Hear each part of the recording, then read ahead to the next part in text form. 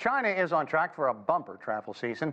Airlines are expecting record-breaking numbers during the Spring Festival. Okay, for more now on the Lunar New Year travel rush, we're joined by Stephen Scott, the founder and CEO of Travel Hub 365. Stephen, good to see you again.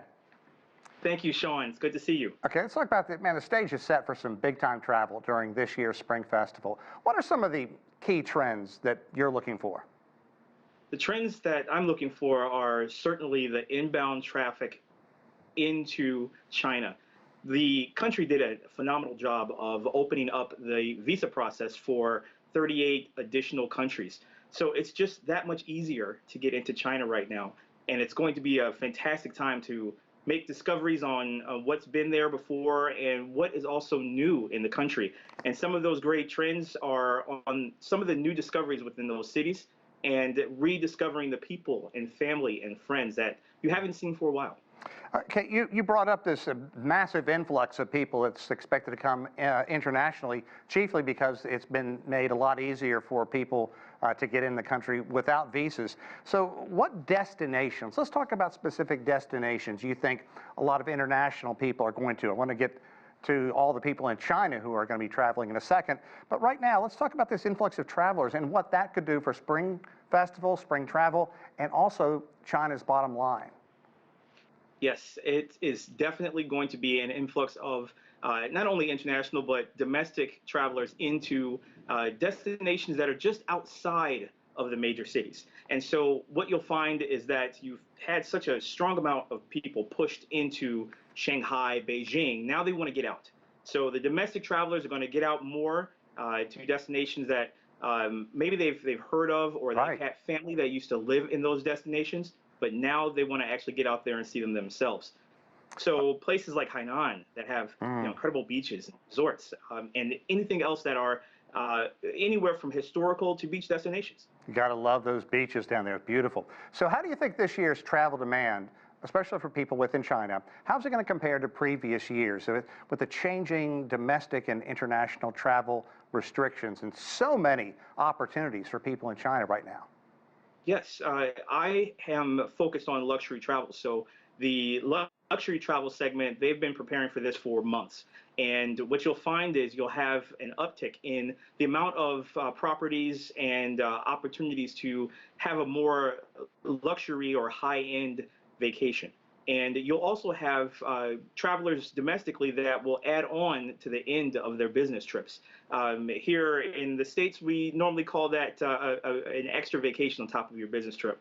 And I think there's going to be a lot of that happening. You've already gotten to the place. Now bring everybody with you and extend that trip.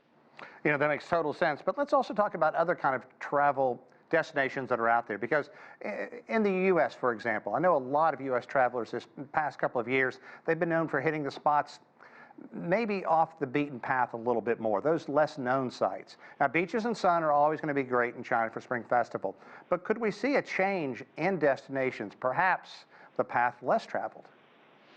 Yes, there are trips I've been putting together for multiple travelers for smaller islands off the coast of Thailand. You actually can be able to get out to some remote places that have absolutely stellar villa properties. And so I'm highly recommending Thailand for a number of different places that you can go to and take that quick speedboat off the coast. Or you can get out to the Philippines again, will be fantastic for you. The hard one, of course, is going to be South Korea. With the recent activities happening there, it's going to slow down people from wanting to go there, but there are still amazing destinations and cities within that can provide you with a great trip. Okay, let us all live vicariously through you for just a moment. Talk about some amazing luxury travel things that you've either been setting up or are working on. Yes, Morocco is absolutely doing fantastic. So many people have been to the Mediterranean or the south of France and gotten so close to this destination that continues to be mysterious, continues to be exciting, but it is absolutely booming right now. So the luxury properties that are there and available to travelers who are looking to do something special, something unique, something in the north of Africa that is so close to other destinations within Europe, Morocco is fantastic. But I also spent time at Saint-Tropez over the last 2 months. Special place. So I am hoping that once it gets warmer, Central Pay is a spectacular place that any one of you would love to visit. Okay, let's come back to Earth just a second here, because we had a story on just a second ago. Flights are filling up fast, so there's no reason to expect that trend's going to diminish, slow down. With that in mind, what impact do you think international tourism is going to have on this year's Spring Festival, given this post-pandemic revenge travel recovery thing? Definitely within China, it is going to have an impact in a way that is going to certainly fill up seats just about everywhere. The important thing to understand is that when we're talking about domestic travel during this time of year, a lot of that travel is going to be via car. So you've got the largest amount of travel is going to be via car, then rail, then air.